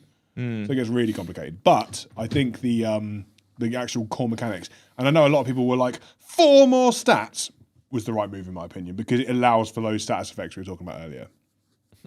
Tony, thank you for the one gifted. On to 49. 49, one more, and then we've only got to do 150 later. He also Romageddon. He also sent us $5. Toby, that piss time was amazeballs. As an old dude, my wee trip is a minor work break. You see, that's a prostate issue, that is. Is it? If you've got a trickle, you need to go to the doctor and just get it checked. Be safe. Get your arsehole fingered. Okay. They don't do that anymore, do they? They do that still? I don't know. I mean, I think they've stopped I think it's all about the blood test now. I mean, I think they check prostate function via blood test now. I'm sure they do. It would be preferable, but I don't know. I mean, I think when you get to like 40 or 50, you're meant to go and have your prostate checked. What do you mean it'd be preferable? Not to have the finger in your arse. Why? Have you had it done? No. Well, how do you know then? Okay.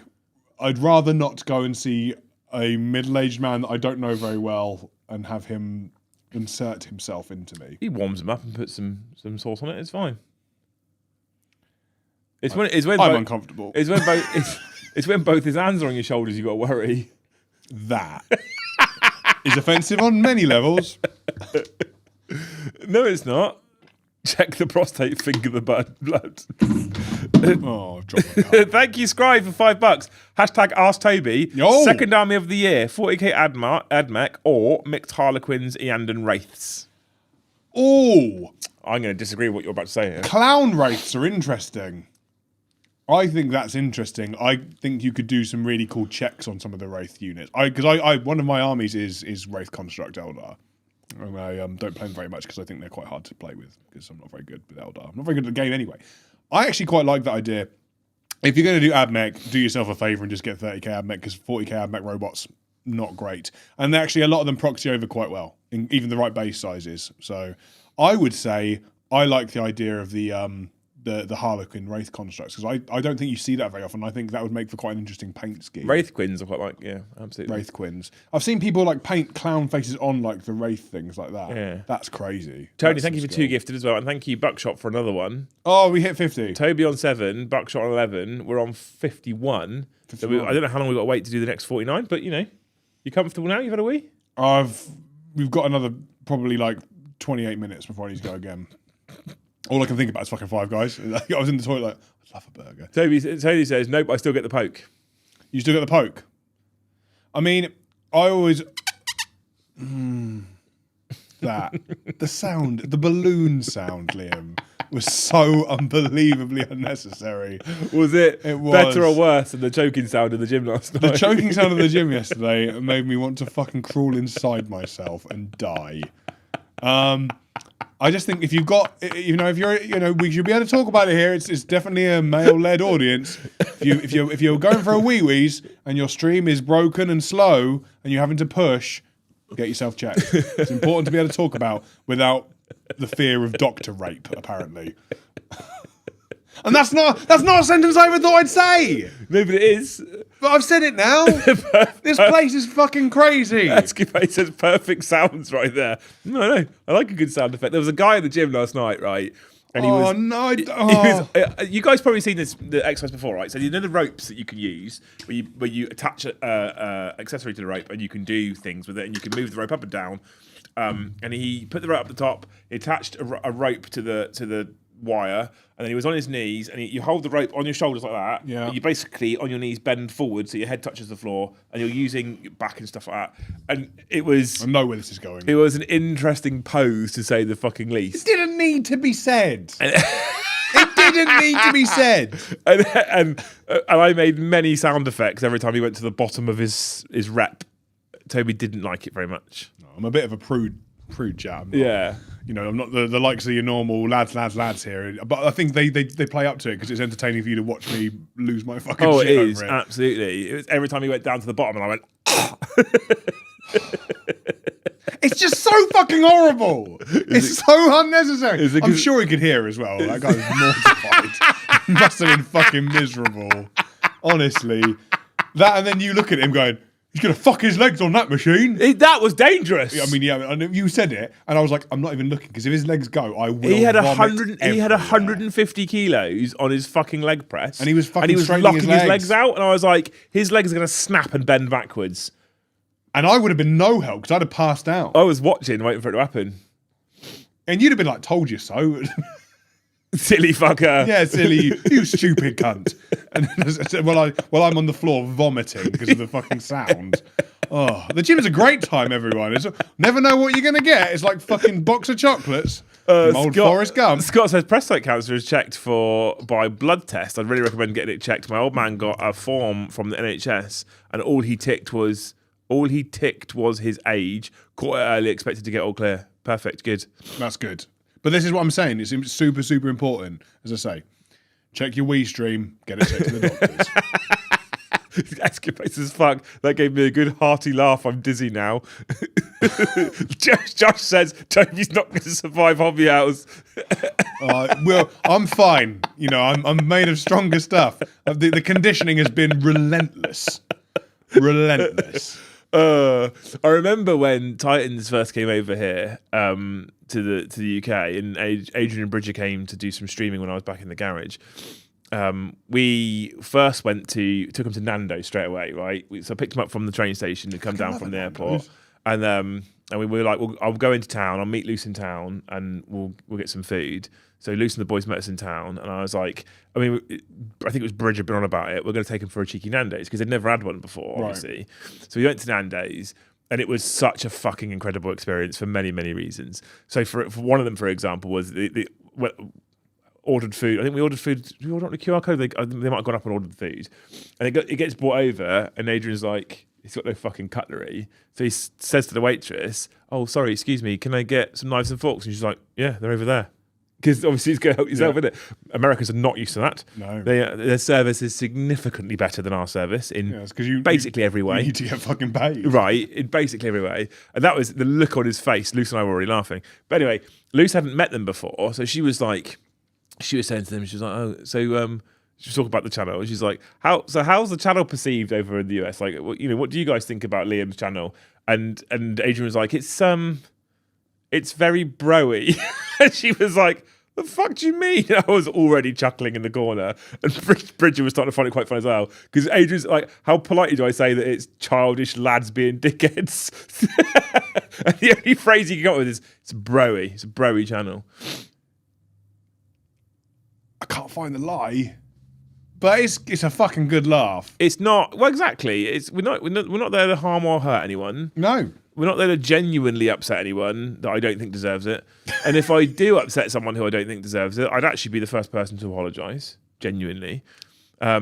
Because my sense of humour line is significantly further than a lot of people's lines. And I'm aware of that, right? So if I say something and I upset someone and they go, "Actually, that upset me," I'm going to tell them, like, "I'm really sorry," for the most part. I also feel like in the modern day, we need to remember there's a significant and distinct difference between comedy and reality.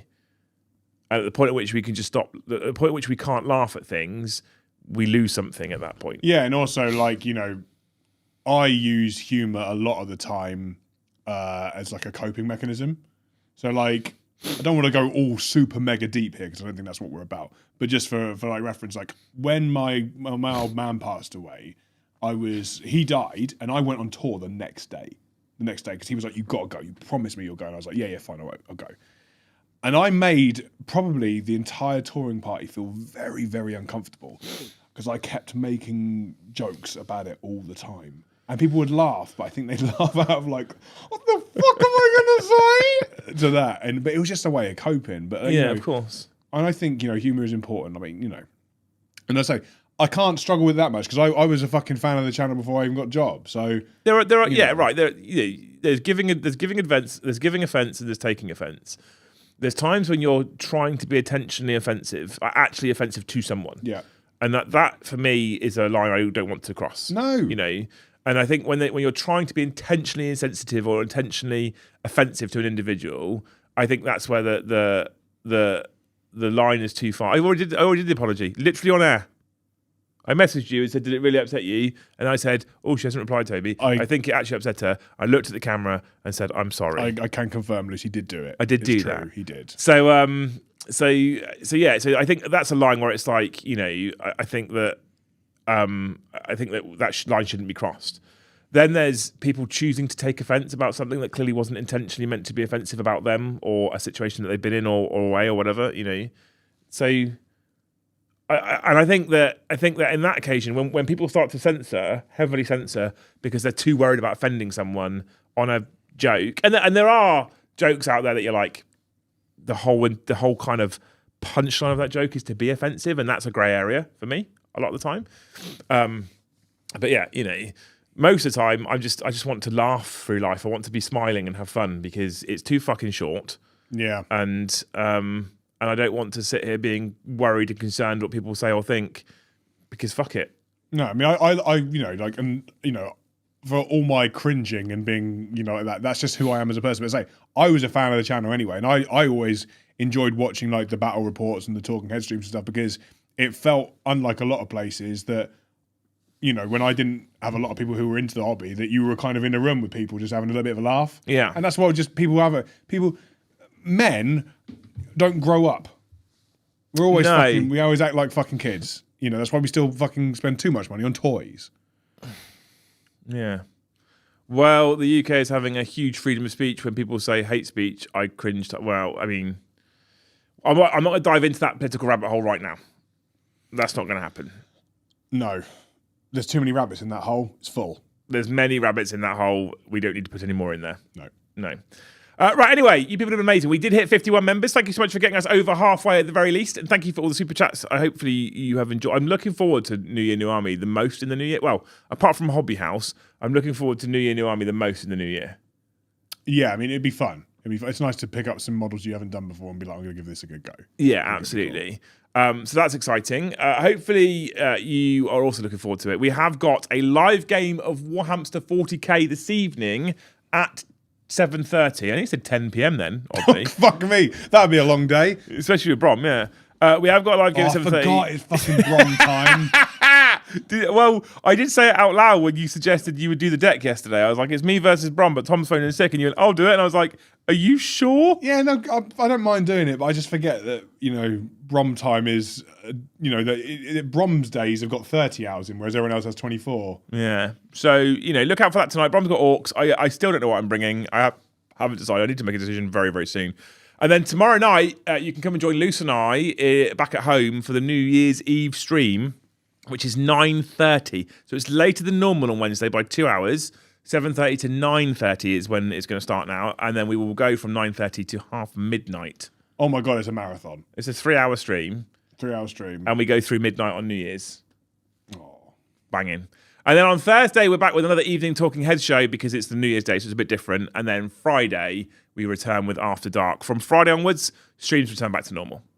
So you can look forward to all of those. I think that covers everything, doesn't it? Yes. How many extra members do we need to make tonight? Only 149. Easy. Okay. Easy, innit? It'll probably be fine. It's going to be a good game. I believe it. You lot will do it. Thank you so much for watching, you wonderful human beings. We'll see you in the next one.